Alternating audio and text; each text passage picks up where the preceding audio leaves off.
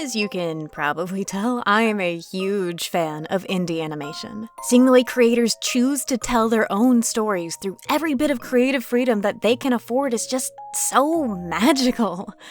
However, no other animated series has yet to come close to the adoration that I have for Joel Guerra's series and character, ENA. ENA? Ina?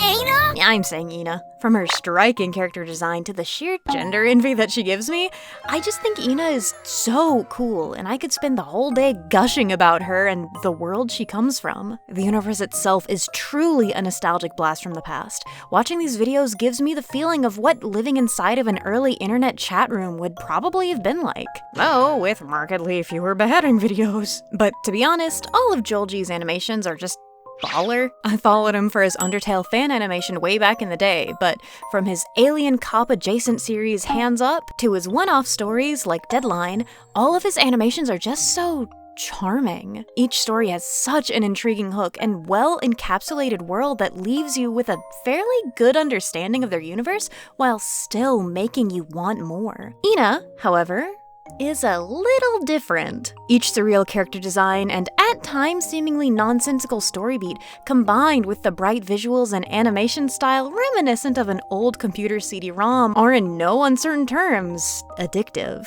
How can something always leave you with more questions than answers, yet still leave you feeling delighted and fulfilled after watching it? Ultimately, the story is what keeps most people perplexed. A viewer can try dissecting the animations alone for a cohesive story all they like. Who really is Ina? Why does everyone other than Mooney seem to treat her so poorly?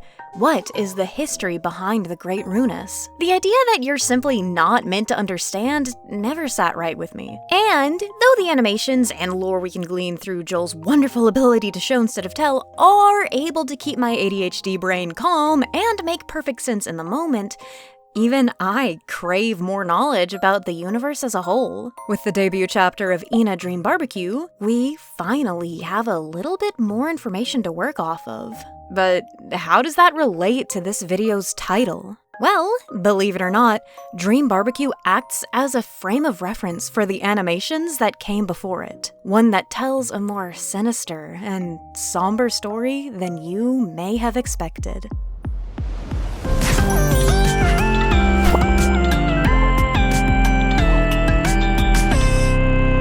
This video is not meant to be a full introduction to ENA, nor will it be a full summary for all of the currently existing ENA media.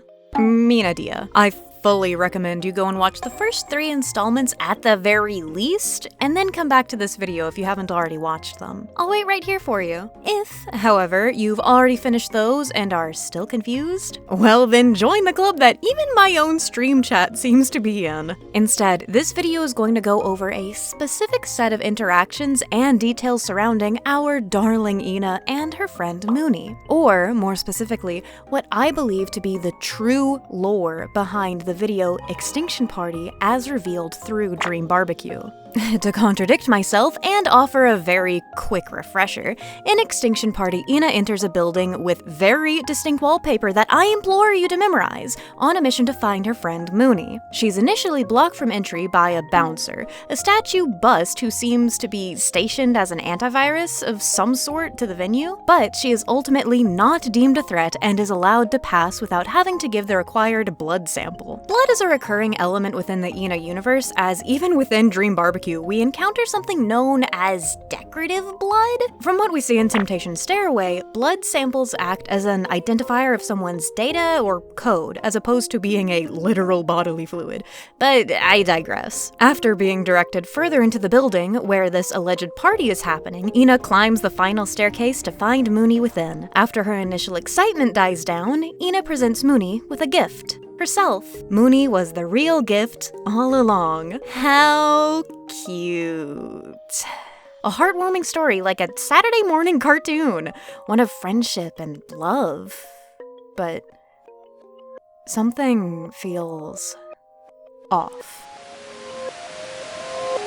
The episode's name itself is our first hint as to why. Extinction Party. A weird name to be sure, but many wrote it off as just being a bit of raw or so random XD humor and naming. However, none of the other ENA episode names have been truly random. Auction Day? Fairly straightforward. ENA and Mooney visit the daily auction before bad weather interrupts the event. Temptation Stairway? A bit more obscure, but it makes sense as a story about ENA and Mooney racing to this mysterious, all-powerful being, the Great Runus, in search of having a wish granted. Setting aside the more obvious Stairway to Heaven allegory, the pair are going from one place to another, having themselves elevated as they chase that great desire that all of these faceless mannequins seem desperate to reach as well. Temptation, being a word that means the desire to do something, especially something wrong, unwise, or selfish, is an interesting choice, but when you learn what Mooney's wish to the Great Runus was, you'll probably understand why it was named that. Even the newest animation, Power of Potluck, yeah, it's again a bit more obscure, but ultimately boils down to a message that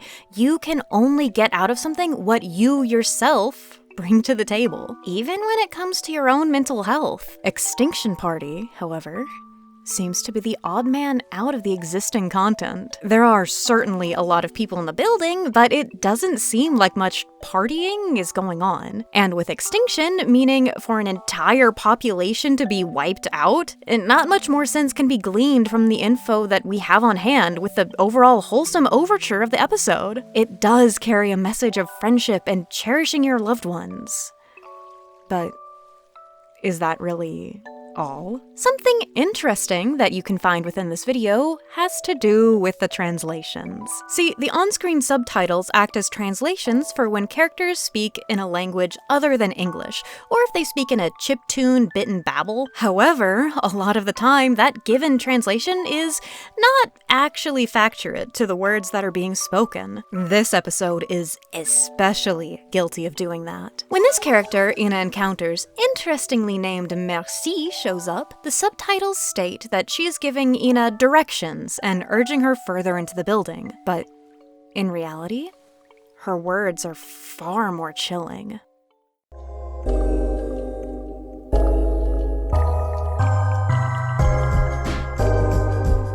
Oh, merci! It is so good to be in your presence again! Please speak to me through the body language of the gods! Wait, ENA? Where are you going? You are not supposed to be here. Get out of here before I kick your ass! Indeed. Could you direct me to the correct way to reach Mooney? There is something important I want to provide to her. You stubborn fuck.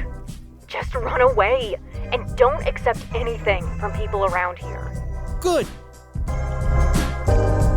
Now that's pretty peculiar. Merci seems to not only care for ENA, but to be worried about her, to the point of advising her to hurry and escape, further ordering her to not take anything she's offered by anybody in or around the building. That is quite the stark difference in dialogue, a difference that fans have been pondering over for the past 4 years. Now, with the release of Dream Barbecue, though, this whole interaction makes a great deal more sense, and even adds context to ENA's reaction upon seeing Mooney at the end of the video. Hey you! While you're sitting there drawing or writing or doing whatever it is with this video playing in the background, I'd really appreciate if you could stop on by and click like and subscribe. Not only does it help out the channel, but it keeps me motivated to keep making videos like this. And don't forget to leave a comment when you're done. Okay, thanks, bye! There are multiple routes you can take within ENA Dream Barbecue. Of the 2 main routes, one of them is known as the Purge Event route, where instead of finding this horseman's lost dinner pets for mayonnaise money, you ditch the series of fetch quests leading to the god, or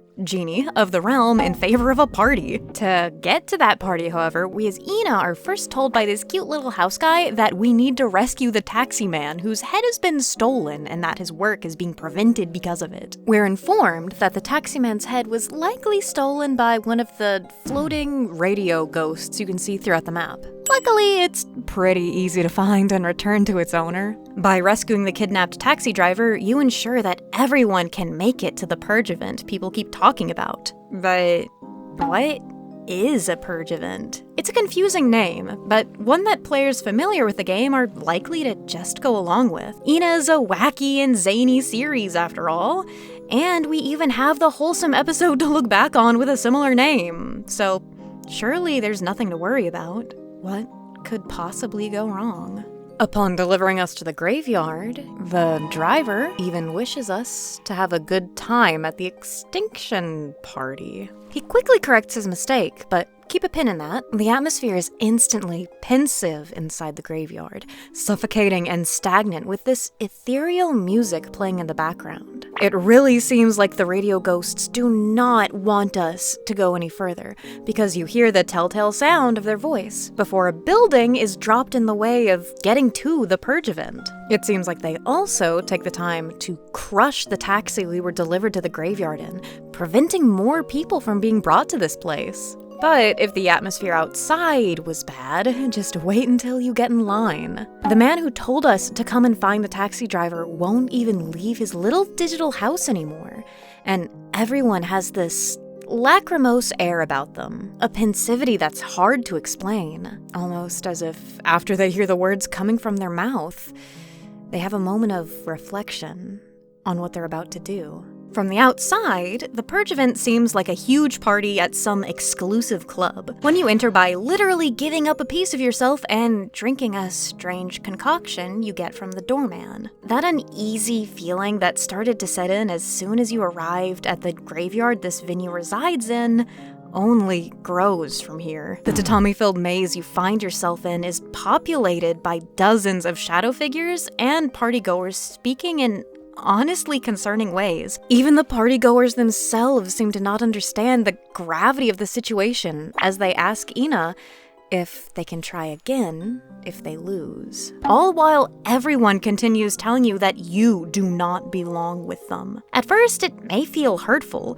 like being the only person not invited to some cool kid's party, but over time, that feeling evolves into a sensation similar to a friend warning you not to come to school tomorrow. Through it all, everyone seems elated for what comes next, which is, in no uncertain terms, a mass communal sewer slide event. An event that we, as ENA, have been warned against going to by multiple characters throughout the game thus far. One we were told that weak-willed people shouldn't enter. The illegal purge event, as others have been calling it during the game, leads to a transmogrification of yourself, even to us as players, devolving into a display of gluttony and hedonism as these newly metamorphosed beings fight, play with, and ultimately devour each other. But what is it that we find in this tatami labyrinth before the festivities even begin? What room do we stumble across through a corridor that is worn and dilapidated as if being no longer used for, yet still connected to this event?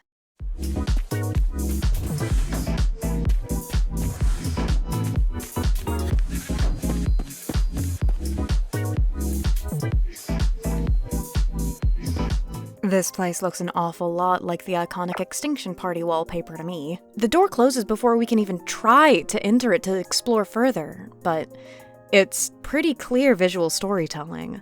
Meaning, the event Yellow Blue ENA was nearly barred entry from due to her avatar being not up to standards. The event that she was told to escape from and not accept any food or drink during. The event that she knew Mooney was attending and that Mooney was in turn shocked to see ENA at was likely a similar purge event. Perhaps named differently at the time of that ENA's visit, but likely the same in contents at the very least. No wonder ENA was so happy once she finally found Mooney. See, for those who may not know, ENA's face switches sides she speaks from and color depending on her emotions. The one that we play as for Dream Barbecue's runtime has a red salesman and cream meanie side. Meanwhile, the ENA we watch the adventures of on Joelg's YouTube is split into blue and yellow for her anxiety and gregariousness, respectively. We often see her overcome by her sad and anxious side throughout the episodes, leaving her face black and white with the only color present being the blue of her eye. But this is the only case that I can think of where ENA's happy side so overcomes her that she's left in an ecstatic, drunk ENA state. Her behavior isn't simply a random happenstance for laughs.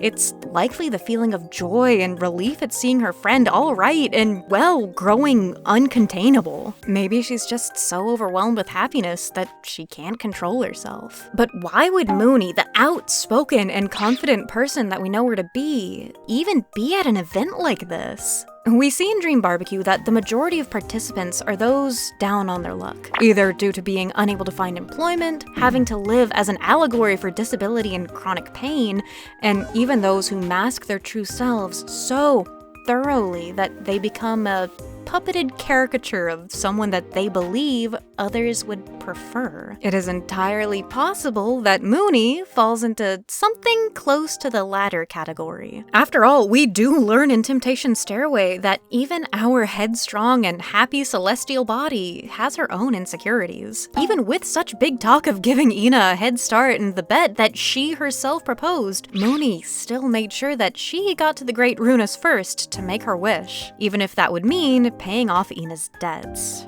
whatever that may entail down the road, just so that she could make the all-powerful wish that she could be thinner. We see then, too, that ENA's face is fully yellow, overtaken by her joyous side yet again, but this time not in her drunken or even demonic state. It seems that though ENA's happy with the outcome, she's conflicted with Mooney's choice. Perhaps it would be more accurate to say that she's disappointed that Mooney would waste her wish on something like that, on her physical appearance and how others see her, that she feels she needs to waste such a powerful opportunity on something like that. Or it could be that ENA's just traumatized by the way her wish was revealed. Cheese and rice, Mooney! In any case, this is what makes the gift ENA gives to Mooney in Extinction Party so important. Showing Mooney that she is literally a gift, that she's treasured and adored is the point of it all. She doesn't need to change herself or do something drastic just to become what others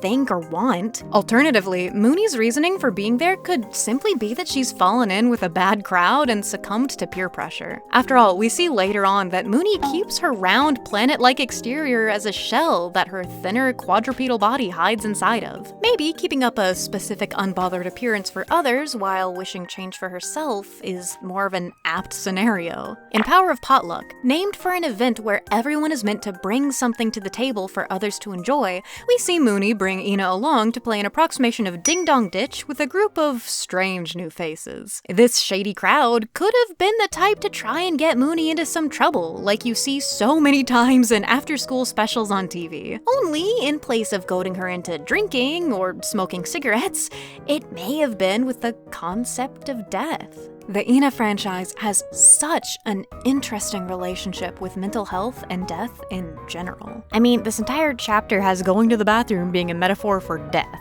including dubbing this thing at the end of the game the Toilet of Eternal Damnation, so that alone is pretty interesting. After all, this episode that I'm talking about is dedicated to a beautiful visual metaphor of the futility in seeking happiness in purely outside sources, while continuing to mask your true emotions. An episode where ENA is literally detached from her anxieties and sorrow, yet they still control her every move. It is not surprising that if you look a bit deeper, you can uncover any number of deeper meanings from the source material. In Dream Barbecue, there is this feeling that death, while certainly having consequences for the player, which is more than most games can say nowadays, is not entirely permanent. At least, not in the way that we see it. Even as ENA returns to life in the toilet dimension, she is hollow, entirely changed from what she once was, and with only a faint outline of who she once was seeping through. For the ENA who becomes a blank husk at the end of Chapter 1, even she comes back in the body of a mannequin seen in the main game hub after a bit of struggle. It could be that this post-credit scene ENA is akin to a restored file. Not exactly the one who we were by Chapter 1's end, but one who has an approximation of her lived experiences and knowledge. It could also be that she is exactly the same person who she was before, and the mannequins are more of a save station, a place where the inhabitants of the cyber dreamscape can basically respawn if they lose enough data or otherwise perish. Maybe my boy Hoarder Rat can get in on that too if he's not condemned to cyber hell. Circling back to Mooney and the new perspective we have on Extinction Party now that Dream Barbecue is out, I just find it so interesting how a little detail like that added into the game can recontextualize an entire story. And it makes me wonder what we might be able to uncover in relation to the episodes we already have when it comes to new chapters, or what more we can find out by just replaying the game. A detail I missed on my first playthrough is that this guy is the mascot of these purge events, the one who advises us to follow the whistle and ultimately leads us to our death at the event. There are still so many questions left unanswered. Is the Dream Barbecue ENA the same as our original cartoon ENA? Or are the ENA truly a species of outdated user model as many have hypothesized? Does ENA's turning into and restoration from a mannequin mean that all of the blank faces we see throughout the animations and game are different versions of ENA who have abstracted and basically lost who they are? Is the ultimate fate of any and all who inhabit this digital dream bubble to eventually lose their profile data and be doomed to wander the landscape as blank canvases, simply following what little muscle memory remains? Are they simply empty husks, ready to be inhabited by whoever needs them in a never-ending cycle of death and rebirth? There's no way to know until we get to play more of the game. So, I truly hope the next chapter comes out before another 3 years pass. In the meantime, I'd love to hear your theories on ENA and the world she lives in. I love and am in love with her in a totally normal and not weird way. So, scream at me about her in the comments. Thank you very much to my Patreon supporters. I love you, can't make these videos without you, and I appreciate you so much. At our brother, sibling, sister tier, we have Viri, Miss Mercuriel, Boxkit, and Ash Valentine. At our mommies, daddies, and guardians tier, we have Mary and Kai. And at our gods, goddesses, and deities tier, we have Gods and Punks and Agent Ness. Check out the Patreon if you want early updates on videos, scripts for videos, podcast versions of videos, sans music and sound effects and everything else, and early and exclusive access to art. Thank you so much for watching. I hope you have an absolutely scrabdangulous day, and I will see you next time. Bye-bye. No, McAfee, go away. I don't care.